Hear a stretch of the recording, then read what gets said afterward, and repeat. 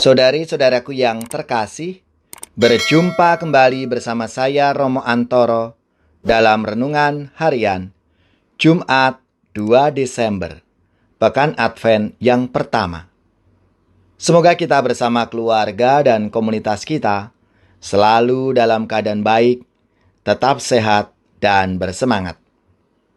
Hari ini kita bersama-sama akan merenungkan Injil Suci menurut Matius bab 9 ayat 27 sampai 31.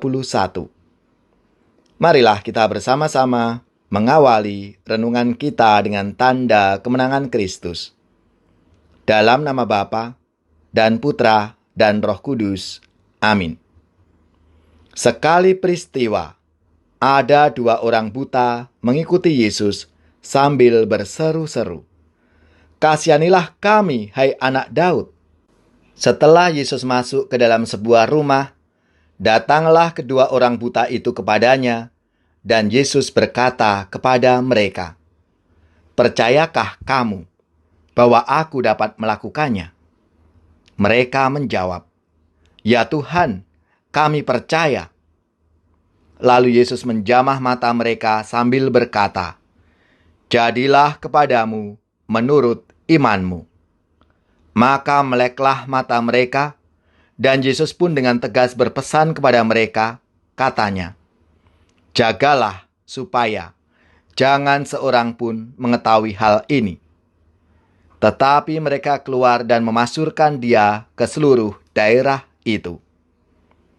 Demikianlah sabda Tuhan. Terpujilah Kristus. Saudari-saudaraku yang terkasih, dalam situasi pandemi saat ini, banyak terjadi krisis sosial, bahkan krisis iman. Banyak orang mempertanyakan Allah yang maha baik dan maha kuasa itu. Pengalaman kegelisahan dan ketidakberdayaan juga dialami oleh Israel dalam kisah Yesaya hari ini. Namun, di balik kegelisahan, Yesaya tetap memberikan harapan kepada Israel bahwa Allah akan memberikan rahmat-Nya dengan aneka berkat. Orang bisu bisa berbicara, orang tuli bisa mendengar, dan orang buta bisa melihat. Allah tidak membiarkan umat-Nya berada dalam penderitaan. Janji Allah itu secara sempurna digenapi Yesus dengan menyembuhkan dua orang buta. Peristiwa penyembuhan itu bukan sekadar sebuah mukjizat, melainkan suatu pengalaman iman bahwa kepercayaan kepada kehendak Allah dalam Yesus itulah yang memberikan kesembuhan dan kedamaian bagi si buta, sehingga mereka menjadi orang-orang yang memuliakan Allah. Benar bahwa tanda hati yang damai tidak lain adalah kemampuan untuk memuliakan Allah dalam situasi apapun.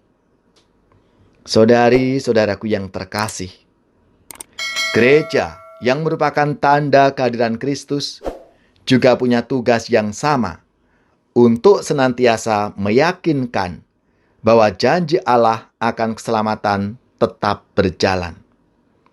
Cara gereja untuk meyakinkan akan janji Allah itu, khususnya dalam situasi sulit ini, tidak lain adalah dengan hadir dalam aneka situasi sosial.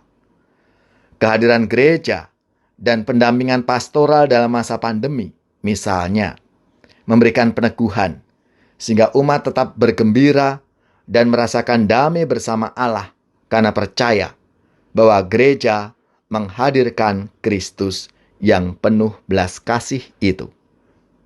Ya Allah yang Maha Rahim, dampingilah selalu gerejamu agar senantiasa hadir dan menyertai umat-Mu dalam pesiarahan di dunia ini, sehingga tetap setia untuk mencapai kemah abadi di surga.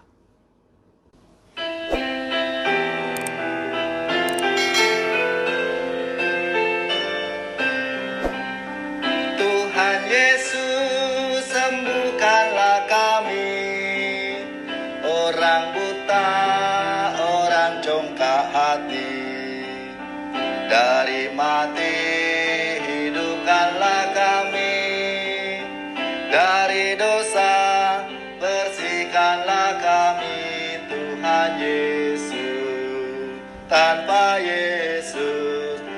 kita orang miskin. Tanpa Yesus hati kita dingin. Dengan Yesus kita amat kaya. Hati kita akan bersukaria dengan Yesus. Tuhan Yesus, sembuhkanlah kami. Orang buta, orang congkak hati, dari mati hidupkanlah kami. Dari dosa bersihkanlah kami, Tuhan Yesus. Tanpa Yesus kita ketakutan. Tanpa Yesus kita tidak tahan. Dengan Yesus kita akan mampu mengalahkan kekuatan dosa. Dengan Yesus, Tuhan Yesus, sembuhkanlah kami. Orang buta, orang congkak hati, dari mati hidupkanlah kami. Dari dosa bersihkanlah kami, Tuhan Yesus. Semoga saudari-saudara sekalian, keluarga-keluarga dan komunitas kita, orang-orang yang kita doakan, mereka yang sakit, yang menderita, seluruh tugas, belajar, pekerjaan, usaha serta karya pelayanan kita, dibimbing, dilindungi, dan diberkati oleh Allah yang Maha Kuasa, Bapa dan Putra dan Roh Kudus. Amin.